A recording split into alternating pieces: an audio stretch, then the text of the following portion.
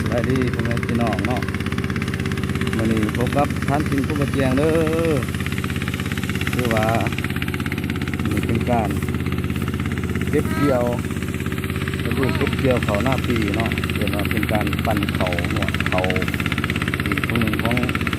เป็นในบ้านเนาะการปั่นเขาหนวดเขาเป็นอันเด้อ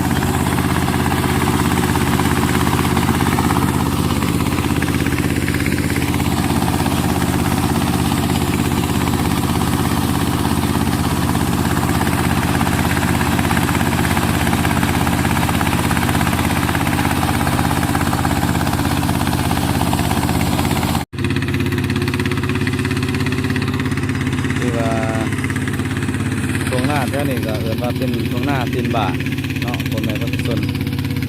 ที่ได้ทำการประดิษฐ์ต่อหน้าปีคือว่าปัจจุบันนี้ก็หอนย่ามเก็บเกี่ยวหอนฤดูเก็บเกี่ยวเนาะเอิ้นว่าเป็นหน้าตีนบาททำการสอบทราบมาแต่ละยุคประมาณ50 สอบในกล่องมีหลายกล่องเนาะติดกับผู้บาดเจ็บเลย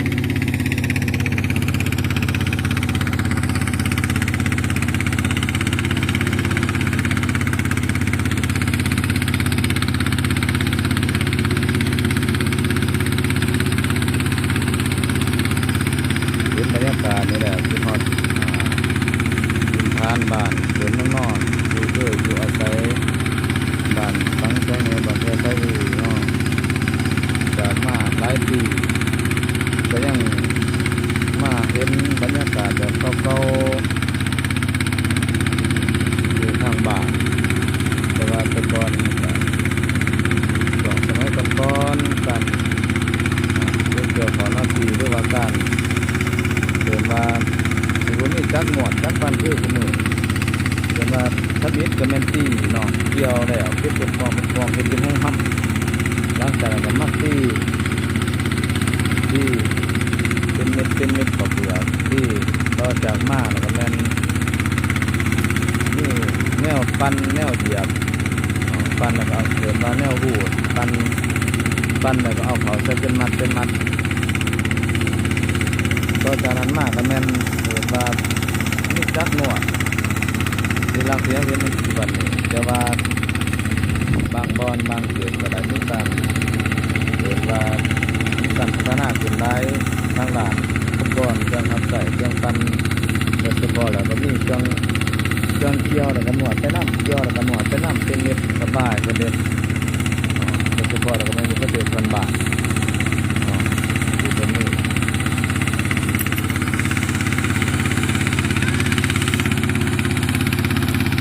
ก็เป็นวิถีชีวิตแบบหนึ่งของชาวไร่ชาวนาของพวกเราตรงหน้าเนี่ยมันเห็นว่ามันเป็นบอนเก็บหอยเก็บปู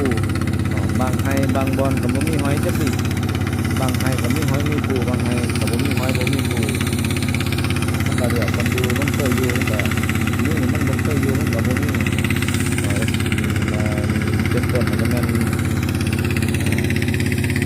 ห้อยหน้าห้อยดีกระต่ายห้อยปากกวางกันได้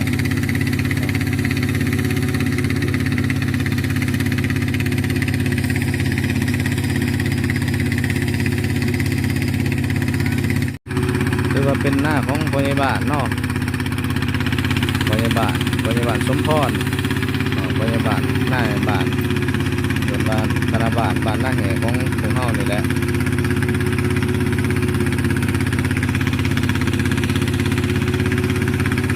ซอยเพิ่นอยู่ กรรมกรคนร้ายคนร้ายก็เลยมาถอยคนตั้งใจว่าจะมาซอยเพิ่นก็ผักแพงเลยมาเห็นคนร้ายแหน่กันร้ายก็ได้มาถอยโตออกมาตอนเครื่องออกเป็นตอนร่มพัดที่ครับ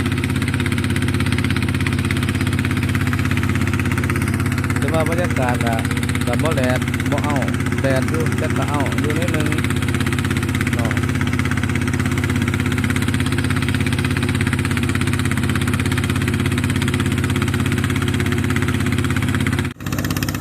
ไปบ่ไกลผู้ดียางย่ำแดงขี่รถเมื่อคนกับผู้ดียางครับใกล้ผู้บริเตียงเพื่อนกับยาง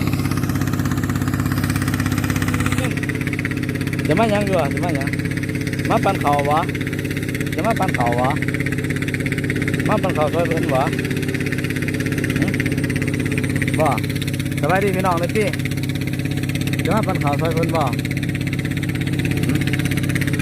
มาปั่นเขาซอยเพื่อนบ่มาปั่นเขาเนาะมาปั่นเขาเนาะ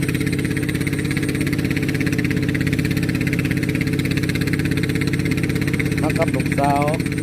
น้องบัวเนาะน้องบัวพาน้องบัวมาดิพาน้องบัวมาดิตรงหน้าน้องบัวก็มันมาเก็บหอยพามาเก็บหอยกระแรก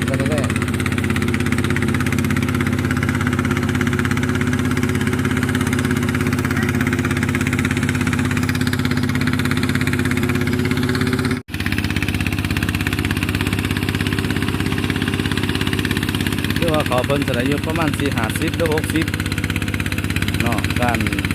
ตามเพิ่นขาดไว้ว่าประมาณนี้60นี่แหละแต่ว่าก็รวมแบบประมาณ2 ทงก็จะได้อยู่ประมาณ100 ปลาย3 ทงแล้วก็ทงแค่หวยแน่ทงหนึ่งก็ได้อยู่ประมาณ100 ปลาย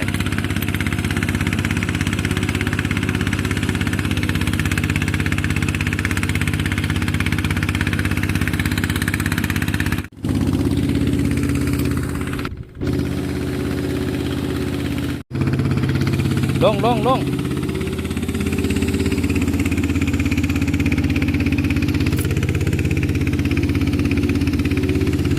อย่าสิบูตีทางมีไปอยู่ลูกไปค่อยย่าง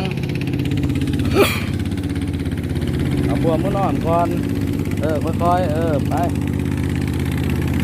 ไปย่างไปย่างไป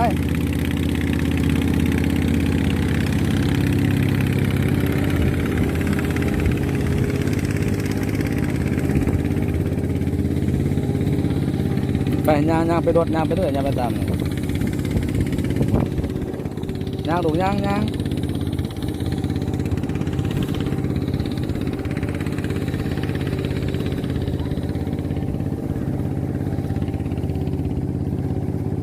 ไปหาโดนเฮาย่างไปหาโดนเฮาย่างไปย่างตามทางนั่นแหละ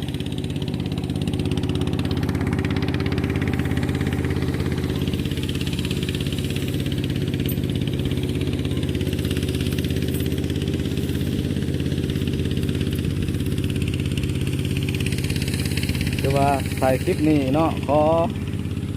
คนละไลค์คนละแชร์เด้อขอติดตาม Subscribe เนาะ